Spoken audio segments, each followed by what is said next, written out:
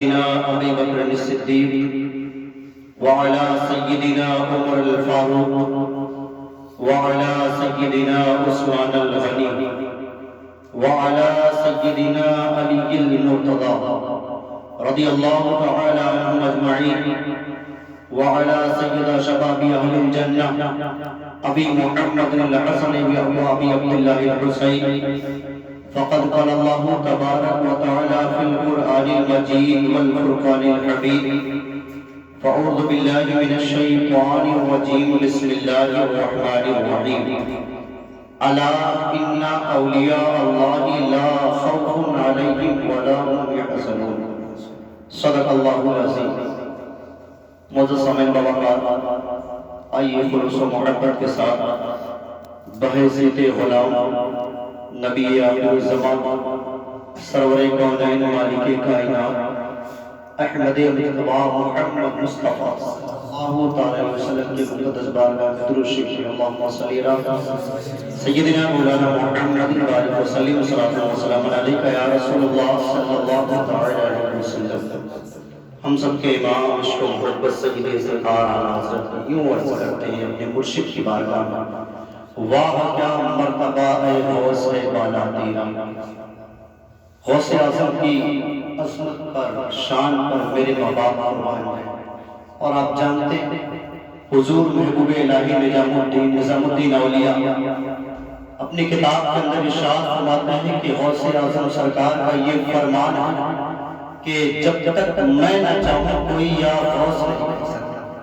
غوث پاک کا اس فرمان پر میرے ماں باپ قربان جائیں کہ آج یقیناً خوش نصیب ہیں ہم لوگ جو یہ بیٹھ کر کے غوث اعظم کا تذکرہ کر رہے ہیں، ان کے نام پاک کا ورد کر رہے ہیں. تو یہ ہماری اور آپ کی حیثیت کی بات نہیں کہ ہم سرکار غوث اعظم کا نام لے لیں، بلکہ میرے مرشد کی آج نظر کرم ہے، آج نگاہ کرم ہم جیسے بد کرداروں کی طرف ہے میرے مرشد کی.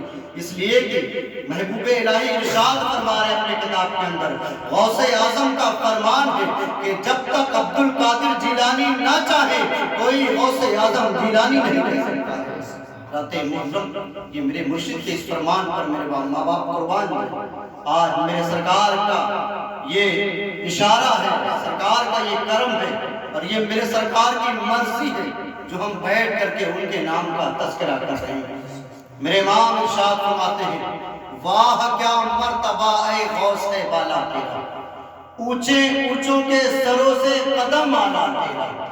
اونچے اونچوں کے سروں سے لکھنے والوں نے تو بہت کچھ لکھا، سب نے اپنے اپنے انداز میں غلامی کا ثبوت پیش کیا، مگر جب بات بریلی کی سرزمین تک پہنچی تو میرے امام لکھتے ہیں، واہ کیا مرتبہ اے غوث بالا تیرا، اونچے اونچوں کے سروں سے قدم آنا تیرا. اونچے اونچوں کے سروں سے قدم آنا تیرا. آپ جانتے حدیث پاک کے اندر میرے آقا سرور کونین مالک کائنات، میرے آقا کے روزمرہ کا یہ معمول ہوا کرتا تھا. آقا دن بھر میں کئی مرتبہ مسجد نبوی شریف سے نکلتے اور حجرہ فاطمہ میں تشریف لے جاتے. میرے آقا کا یہ روزمرہ کا معمول ہوا کرتا تھا. آقا مسجد نبوی شریف سے نکلتے حجرہ فاطمہ میں تشریف لے جاتے.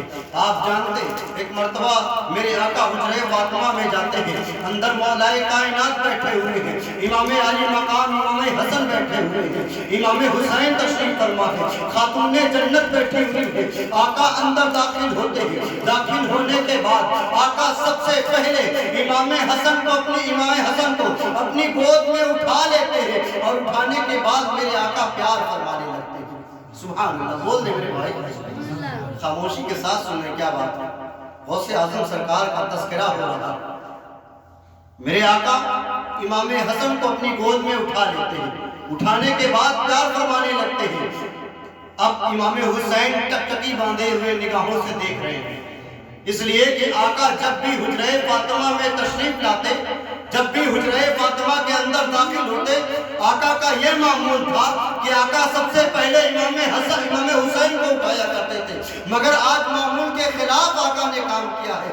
آج آقا نے امام حسن کو اپنی گود میں اٹھایا ہے اور اٹھا کر کے میرے آقا پیار فرما رہے ہیں۔ خاتون جنت جب امام حسین کے چہرے کو دیکھتی ہے تو دل میں غم کے آثار نمودار ہو جاتے ہیں کہ آقا آج چھوٹے بیٹے کو نہیں بلکہ امام حسن کو اٹھائے ہوئے۔ خاتون جنت کے دل میں جیسے ہی یہ خیال آتا ہے اب اس نبی سے کیسے چھپنے والا تھا جس نبی سے خود خدا نہ چھپا، اس نبی سے فاطمہ کے دل کا راز کیسے چھپ سکتا تھا۔ میرے آقا جیسے ہی فاطمہ کے دل کا حال ملاحظہ فرماتے ہیں، آقا ارشاد فرماتے ہیں فاطمہ میری بیٹی غمگین نہ ہو، اس لیے کہ آج تیرا بابا حسن کو اٹھایا ہے تو اس میں حکمت ہے۔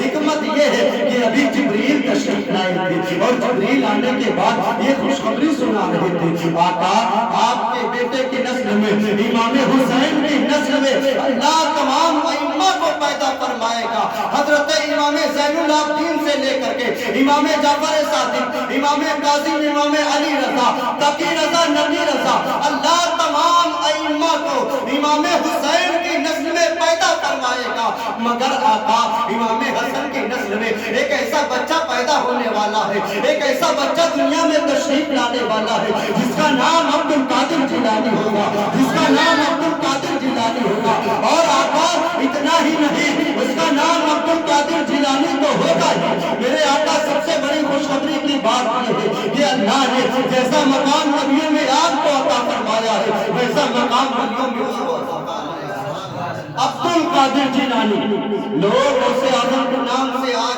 چڑھ رہے ہیں، ان کے پیٹ میں یہ درد ہونے لگتی کہ غوث اعظم کا تذکرہ آپ لوگ کیوں کر رہے ہیں؟ میں کہتا ہوں غوث اعظم کا تذکرہ غوث اعظم کی ولادت سے 500 سال پہلے حجرہ فاطمہ میں ہوگا، حجرہ فاطمہ میں غوث اعظم کا تذکرہ ہو رہا ہے۔ ایسے ہی میرے امام نے نہیں لکھا کہ واہ کیا مرتبہ اے غوث سے بالا تیرا، اونچے اونچوں کے سروں سے قدم آنا تیرا، اونچے اونچوں کے سروں سے قدم آنا تیرا، سر بھلا کیا کوئی جانے کی ہے کیسا تیرا، سر بھلا کیا کوئی جانے کی ہے کیسا تیرا، اولیاء ملتے ہیں آنکھیں وہ ہے تلوا تیرا، اولیاء ملتے ہیں آنکھیں وہ ہے تلوا تیرا، اور کیوں نہ قاسم ہو کہ تو ابن ابی قاسم ہے، کیوں نہ قاسم ہو کہ تو ابن ابی قاسم ہے، کیوں نہ قادر ہو کہ مختار ہے بابا تیرا، کیوں نہ قادر ہو کہ مختار ہے بابا تیرا۔ حضرت محترم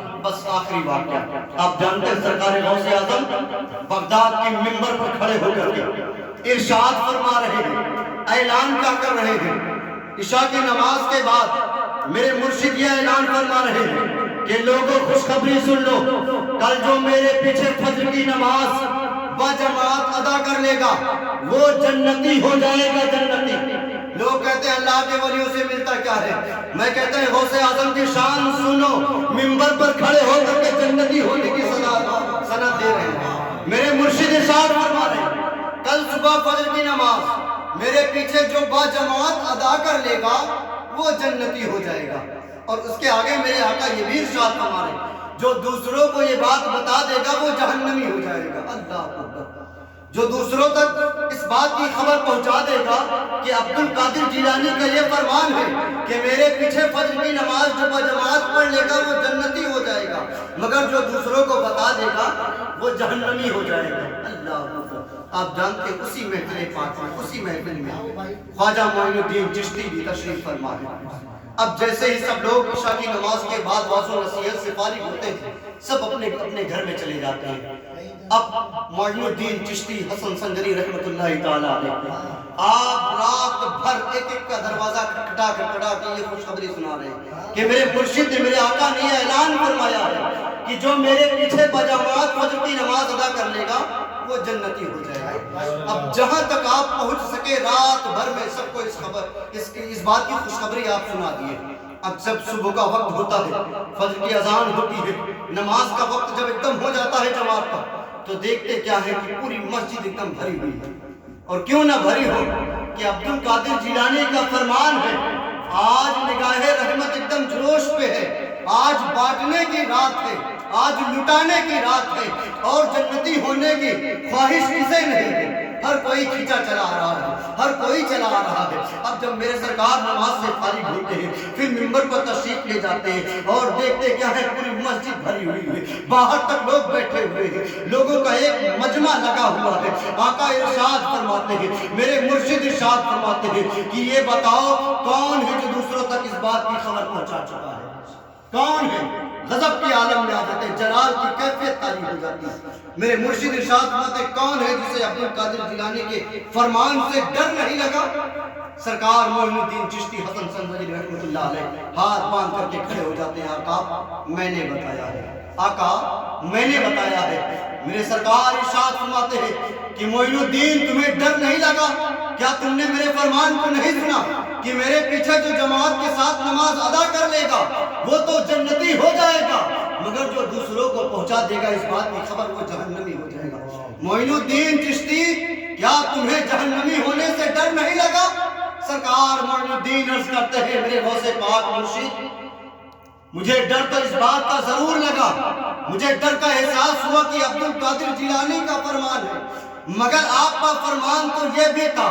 سرکار غریب نواز عرض کرتے ہیں کہ مرشد اگر میرے ایک کے جہنمی ہونے سے سب جنتی ہو جاتے ہیں تو میں گوارا کرتا ہوں، میں جہنمی ہونے کے لیے تیار ہوں۔